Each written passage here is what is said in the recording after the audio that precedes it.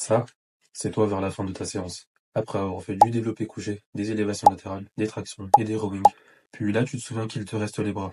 Mais comme t'es trop KO, tu fais juste quelques séries de curl biceps avec 10 kilos par main. Et puis tu regardes ton physique et tu te demandes pourquoi tu prends pas des bras.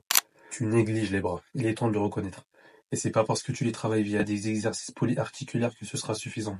Je vais te donner les meilleurs conseils pour enfin te développer des bras massifs, rapidement et simplement.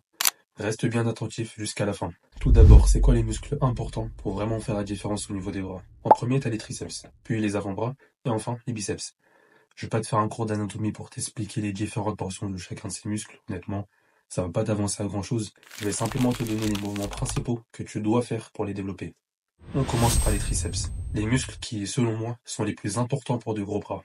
T'as juste deux mouvements à choisir, pas plus. Il te faudra un mouvement d'extension derrière la nuque et une extension classique. T'as énormément d'exercices que tu peux faire. Choisis-en simplement deux que tu aimes et sur lesquels tu arrives bien à sentir ton muscle être sollicité. Maintenant, tes avant-bras.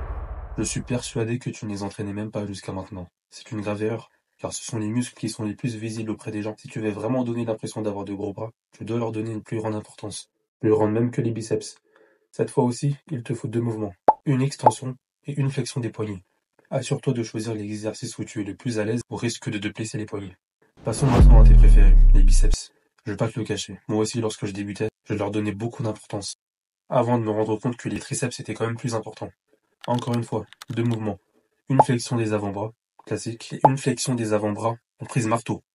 Bon, on a fait le tour. Ça nous fait 6 exos au total. Ce que je te recommande, c'est d'en faire une séance bras à part entière, que tu répéteras 2 fois par semaine. Ça te permettra d'être bien plus énergique pour entraîner tes bras, sans avoir à les négliger à chaque fois en fin de séance. Ou sinon, solution plus extrême, ce serait de diviser tes entraînements par deux dans ta journée. Je t'explique. Imaginons que tu as un split push-pull legs. Durant ta séance push, désormais tu t'arrêtes après avoir entraîné tes pecs et épaules, puis plus tard dans ta journée, tu fais les triceps. Et pour le pull, pareil, tu t'arrêtes après avoir entraîné les muscles du dos, puis quelques heures après, tes avant-bras et tes biceps. Ça peut te paraître extrême, mais en réalité, ça te permettrait d'avoir des séances plus courtes, tout en entraînant tes bras avec plus de focus et d'énergie. Voilà, désormais tu sais tout pour enfin avoir de gros bras.